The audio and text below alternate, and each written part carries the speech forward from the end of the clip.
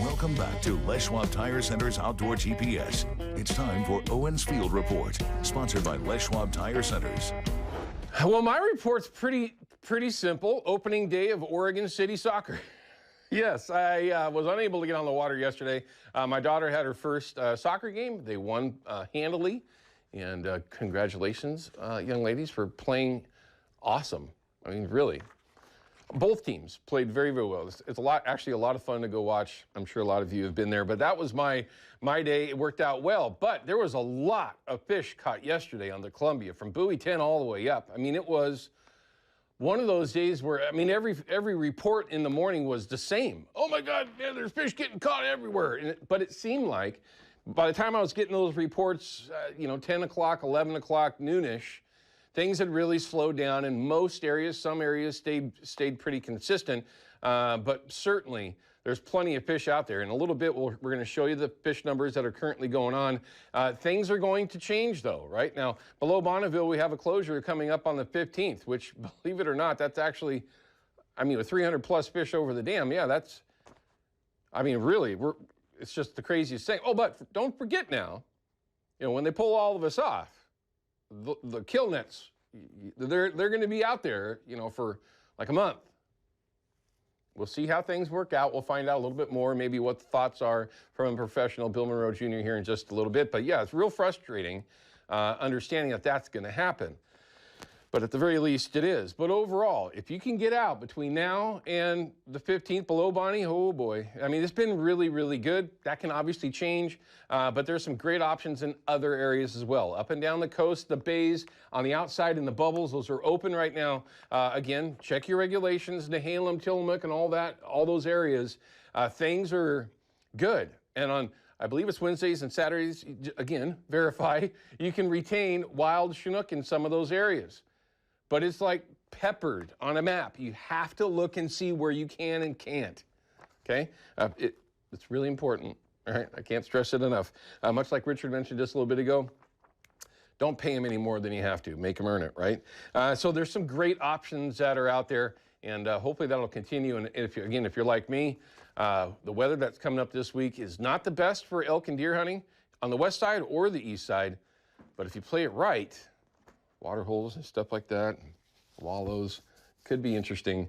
I hope to be there soon as possible. It's killing me. Let's take a look at the fish counts. Now, yesterday we showed you what was going on the last handful of days. Yesterday was another really good day. 21,000 went over. It's been pretty consistent there. We had a couple of days that were, not great, but there's reasons for that. But who cares? Let's take a look at what's happening now. 21,000 that went over. Silvers, coho at 4,200, excellent. And steelhead, I'm dying to go catch some summer steelhead, especially having a little bit more time in September than I typically would have before I leave for a week or so. But those are great numbers. I hope that they can just make it home. And if you do encounter any steelhead, just be very, very gentle with them. We need to see these things start to climb. It feels like they're making a little bit of a comeback. Let's just hope that that's actually true. And knock on wood, I didn't screw that up. 10-year average. When you see this is for Chinook. Okay, this is over Bonneville Dam. As you look at this, red line is this year, blue line's last year. The black line is a 10-year average.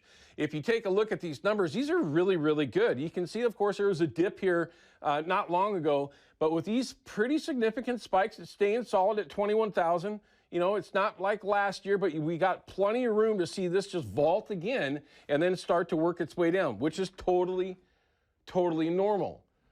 Now, Ryan, forgive me, but I want you to go back to those fish counts. I want to see the total for the fall Chinook that went over. I didn't mention that off the top. 322,000 that are currently over. Now, the forecast was for a higher number than that, all right? But still very, very good. There are reasons why we should continue to be able to fish post the 15th of September, because it's been that way forever as sport anglers, the ones that fund everything, but we'll see how things go. But this is darn good. There's a lot of issues that we had this year. 2023 was one of the toughest years I can remember, and these are very, very good. So as fall Chinook progress, Take advantage of it. The smokers should be hot right now, let alone that perfect segue, because it looks like it's going to get hotter around here. Let's check in with Katie Suniga. It looks like we got a little bit of a break, a little bit like the weather's going to be kind of perfect-ish, but then it goes right back, right back up again into summertime conditions. So fall isn't over. No. Or excuse me, summer isn't over. Forgive me. Fall really has not started for us yet. Now, I can't get over how beautiful it is this morning at the Willamette Valley Vineyard camera. Look how gorgeous it is to start the day for us today. Some clouds in the sky, which we talked about. That would happen. We talked about it yesterday, and the temperatures are just not going to warm up as much. Now, here is where, everybody has different varying opinions. I wish we would see a little more rain than what's about to happen, but this is what we have. This is what we have to deal with, is not much activity. You can see a few showers tomorrow morning along the coast there, and then a couple come in through the valley and through the Portland metro area, but it would just be nothing. The most aggressive model that we have says we'll see maybe 1/100 of an inch, and that is just obviously not very much. And then that's the next time I can see some showers here up in that northwest corner, and that is on Tuesday afternoon. So that's the most that we're seeing before we start warming up again, which is what Owen was just talking about. So this is when those showers come through, then you start to see that bump back up, and that's because we have some changes in our upper levels. Now, how common is it to see 80-degree days once you get into September? Well, last year was a record. You can see it just blew everything out of recent history out of the water, and that's where we do have a chance for a few of those to be added. So another one today. We already have 2, so it'll be 3. We get through those cooler days, and then once we get to Friday, Saturday, Sunday. Now, I say this all the time, and I'm going to say it again. Next Friday, Saturday, upper 80s, low 90s. There's still time for that to change. So we could be talking cooler temperatures by next Saturday. Well, it'd be nice if we could talk cooler, and maybe, like 3 or 4 weeks is just solid rain. Or maybe I shouldn't have said that out loud, but I'd look forward to it. But thank you very much. Have a great Sunday. Yeah, you too. All right, now, if you're like me and you like to make sure that you can take care of salmon and steelhead around here, there's no better way. Well, there's a lot of ways, but this is one of the best ones. Become a member of the CCA, and here's a great reason why.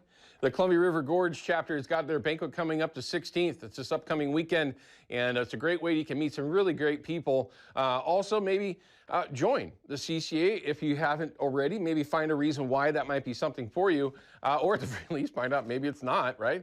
But the CCA puts on some great events, some really cool prizes that are available, and you can just help out a fantastic group of folks, volunteers that are trying to do the right thing here in the Northwest. So don't miss that opportunity. It is a ton of fun.